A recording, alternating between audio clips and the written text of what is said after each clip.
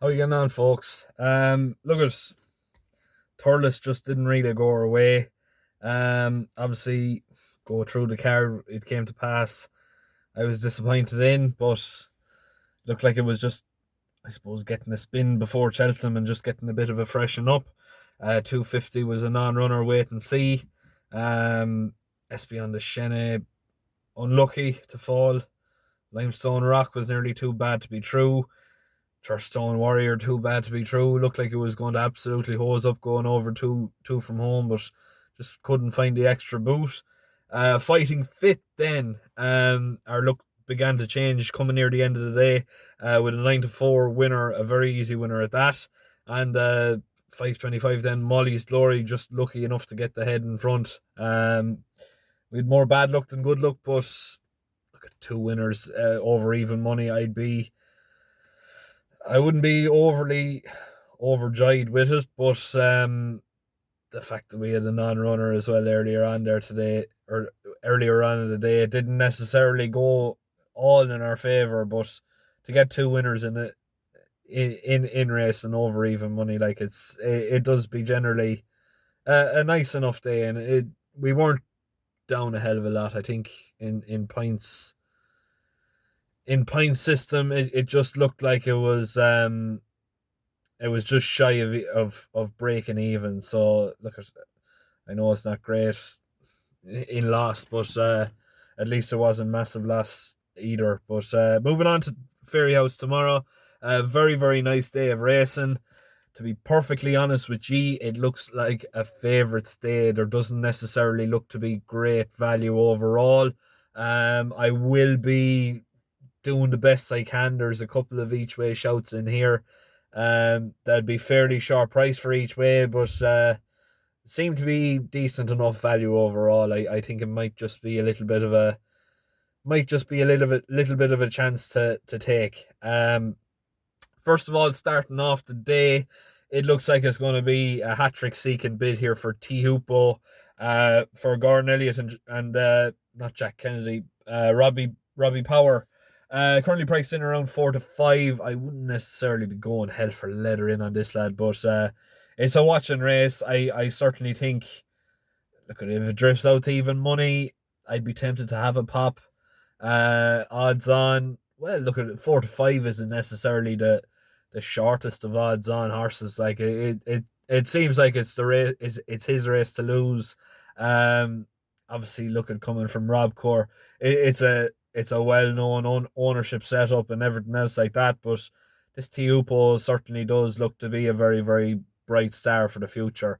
And I look at it, I think it's just, I think the price is fair. I don't think it's too bad for punters to get on a horse like that at 4 to 5. But yeah, in terms of a lump job, I don't know. I don't think he's a lump job anyway. That's certainly for sure. I think he's going to win and going to win fairly comfortably. Like, but I don't know. Fairyhouse just seems to throw out a few funny old results, and not necessarily been the greatest to strike race in Fairyhouse either. So just take my word for it. Whether you want to go with me or against me, I'm not going to hold any grudges. But that's just my understanding of the race. I looked into it as best I can, and look, at hopefully I'll be able to throw in I suppose in the direction of a few winners. 145 is going to be my patron pick of the day, so I'm not going to be covering that. 217 then is going to be another favourite here. Jonga's here for the Ahern setup. Sean Ahern and Rachel Blackmore here coming in at a price of 7 to 4. This one here, look at it, it's just, it was very very unlucky last day. It was second behind a very very nice sort. Coming in here looks to be the one with most improvement to do. It's coming up against Break Even, who probably would want it a little bit further. Ground shouldn't be a worry for this Break Even here for Tom Mullins, but I think he's more of a stayer. This trip isn't really going to suit him. And the way Jonga stayed on the last day, I think it was in Punchestown, when it was second to a very very nice sort. Um, it's certainly, it, what's the best way to describe it? It sort of took me back as a horse that probably will go on, probably will improve a little bit more, and is definitely going the right way about, I suppose, going for a winner and going on to bigger and better things.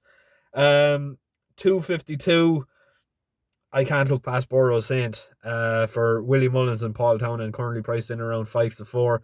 I think it's a tricky one because look at Borough Saint. He hasn't necessarily been lighting up the scene there this year, and the very poor second in Clonmel, followed up by a poor enough run last time out. You're starting to think whether his day is done. Um, I'd be willing to give him one more chance, and after that, I'd be sort of avoiding him at nearly all costs unless he goes into a very low mark in a nice enough open handicap at a price of 16 to 1 someday. But I just don't know. I think today he will have the measure. There's no real massive pace setter in the race like Mary Frances in Clonmel, who's sadly been retired. I'm absolutely devastated by that. It was announced there last month. Um, yeah, it looks like Borough Saint is going to be fairly well treated here, and I just think that all things considered, if there's ever a day that Borough Saint is going to get back and winning ways, today is going to be definitely the day. I think 5 to 4 is a generous enough price. I wouldn't be putting it as my nap or my next best, but yeah, I certainly think it's a great price to be availing of. 325 then is going to be Chungea for Gordon Elliott and Jack Kennedy. This one here coming in around even money, even a share or a small little touch of odds on. But yeah, this lad here certainly looks to be the picture.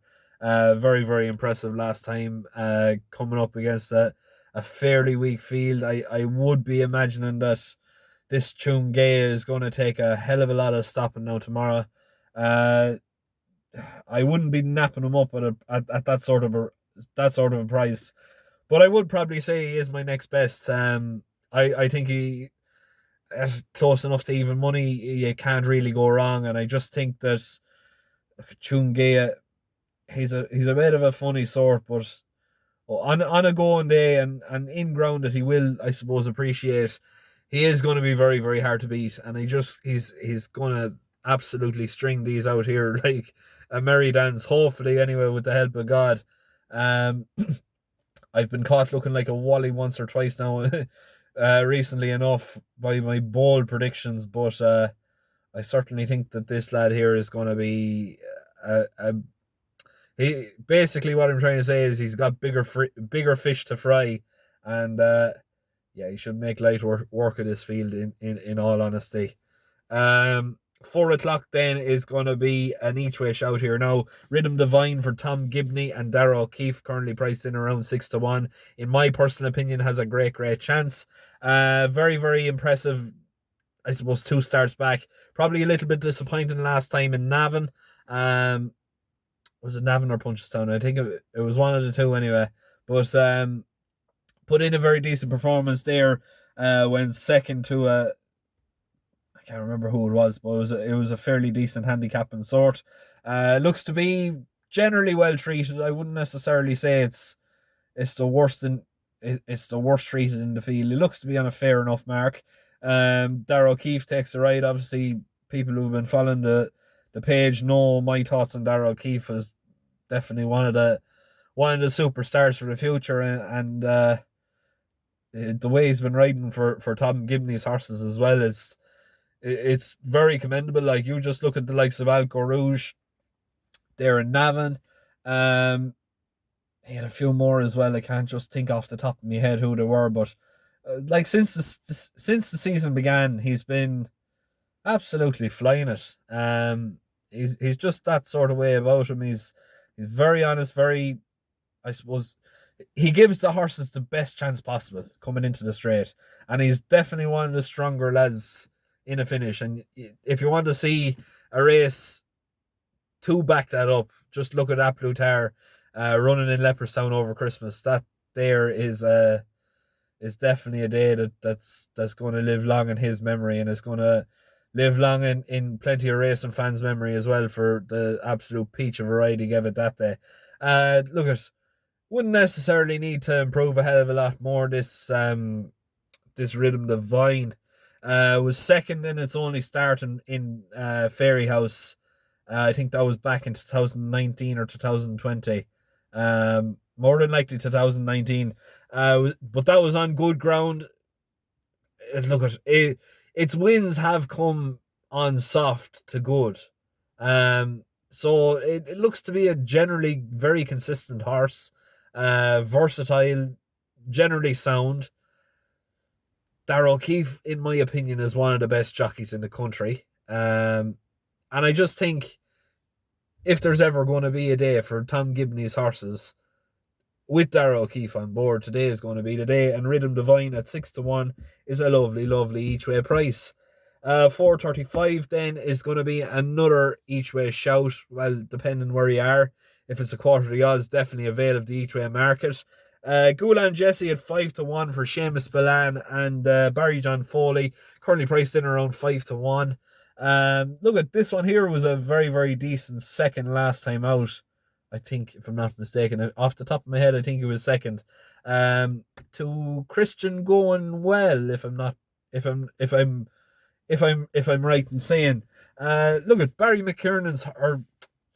Oliver McKiernan's horses have been running very, very credibly so far this year. Generally, they've found it hard to get their heads in front, but if they haven't won, they're always second, third, fourth. They're always there, bang there in the finish. Even with a 30-length disadvantage at the very start of Naas, his horse ended up coming second, and a very, very good second at that. So to come, I think it was a length and a half. To Christian Going Well that particular day, one of the only Oliver McKiernan horses to get his head in front so far this year. I think that this Gulan Jesse at 5-1, I'd be certainly thinking that it's coming here with a very, very life chance. It looks to be a very open race. I wouldn't necessarily say this thing is a sure thing, or this lad here is definitely going to win. It's so hard to call this race. It's just trying to nitpick out little bits of form and little bits of potential improvement and where the horse is going to improve from. And I just think that this horse here, Gulan Jesse at 5-1, is a little bit overpriced, and definitely great value for not necessarily the each way punters, but certainly great value for those who might be looking at a little bit of a bigger price winner at 4 or 5-1. Finally then, the last race of the day, Glenn Gooley for Willie Mullins and Patrick Mullins.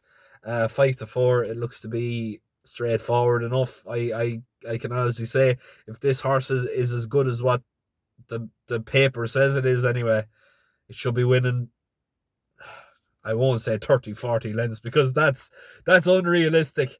If I saw this horse quick and clear of maybe 5 to 10 lengths, I'd be very impressed. That's just being totally honest. Generally, Willie can get the horses ready first time out. It doesn't, to me anyway, look to be the strongest of races. I think overall, it's between himself and the second favourite. The second favourite looks like it's a potential improver as well. But that was a fairly weak affair that he won. And if this Willie Mullins hot pot here can't go and win this particular race, I'd be seriously thinking maybe look at different options for him. I just think that this horse has a class above the rest of the field here, and looking at the breeding, looking at what he's produced over in France, the relations, the brothers, the sisters, the mothers, the fathers, everything else like that, they're all winners out in France, and France and French horses generally do well when coming over to Willie's. It's a hard one to call. Like I've never seen this horse work. I've never seen this horse race. But the fact that it was a winner in the French bumper, it's certainly very, very interesting. But look, that's all I have for tomorrow. Please make sure to keep liking, sharing, and subscribing. It only takes a second out of your times, but really helps me out in the long run. Like I say in previous videos, we're hoping to get to 1,000 subscribers by the end of June, hopefully with the help of God. We'll be close enough to it anyway by that stage. But look, I'll I'll try and do my best and try to get as many winners for you. Hopefully you're enjoying the predictions and everything else like that. Whether you go for them or against them, it's completely up to yourself, as I always say.